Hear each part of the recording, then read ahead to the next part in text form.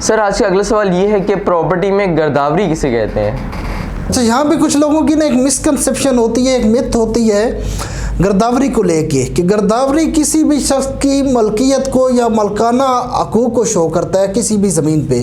तो ऐसा नहीं है। मलकाना हकूक़ एक अलग चीज़ है, लेकिन गिरदावरी एक अलग चीज़ है। असल में ना हर पटवार खाने में एक रजिस्टर होता है जिसका नाम है खसरा गिरदावरी रजिस्टर। उसके अंदर कुछ स्पेसिफिक डाटा लिखा जाता है।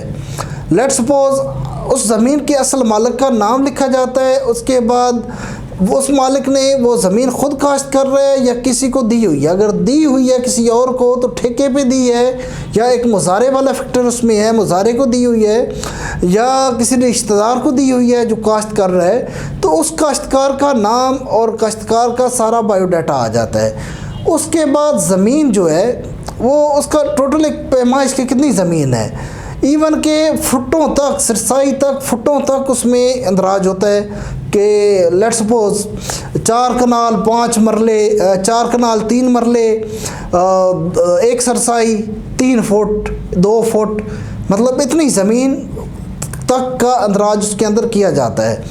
अच्छा, ज़मीन के अंदराज के बाद फिर ज़मीन की नोयत भी लिखी जाती है कि ये ज़मीन है कौन सी, चाई ज़मीन है, नल चाई ज़मीन है, बरानी ज़मीन है, मतलब किस पानी से सैराब होती है, उसका एक पूरा डाटा यहाँ पे लिखा जाता है खसरा गिरदावरी रजिस्टर में। और अब मैं थोड़ा सा आपको ये वाज़ह करूँ कि साल में 2 दफ़ा गिरदावरी होती है। एक जो हमारी सर्दियों में फसल होती है और एक जो गर्मियों में फसल होती है। गर्मियों की फसल की अलग और सर्दियों की फसलों की अलग। 2 दफ़ा ये, जिसको आप नॉर्मली सुनते होंगे, पढ़ा भी होगा, फसलें रबी और फसलें खरीफ, तो वो भी साल में 2 दफ़ा होती हैं, गर्मियों की और सर्दियों की। और ये भी साल में 2 दफ़ा ही गिरदावरी होती है।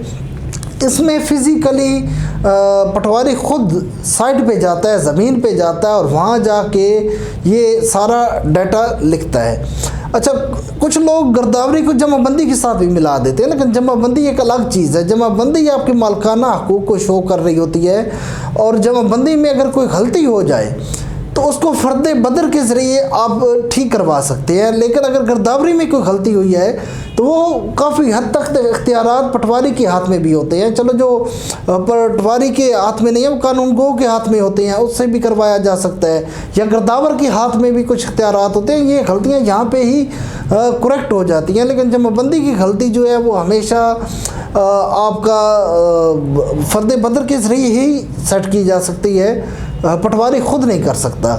तो गिरदावरी का असल तल्लुक़ काश्तकारी के साथ है, काश्त के साथ है, फसल के साथ है। कौन सी फसल हो रही है, कौन काश्त कर रहा है, कितने रकबे पे हो रही है, क्योंकि गिरदावरी के ज़रिए ही गवर्नमेंट टैक्स वसूल करती है आपसे कि फसल का वो एक अपना तखमीना लगाती है, एस्टिमेट लगाती है और आपके ऊपर टैक्स लागू करती है, और वो टैक्स आपने पे करना होता है। वो गिरदावरी के ज़रिए ही मतलब किया जाता है। इसके अलावा फिर गवर्नमेंट ने एक अपना रिकॉर्ड रखना होता है रियासत ने कि हमारे मसलन ज़िला शेखुपुरा में कौन सी फसल काश्त की जा रही है और सालाना बेसिस पे कितनी इसकी पैदावार है।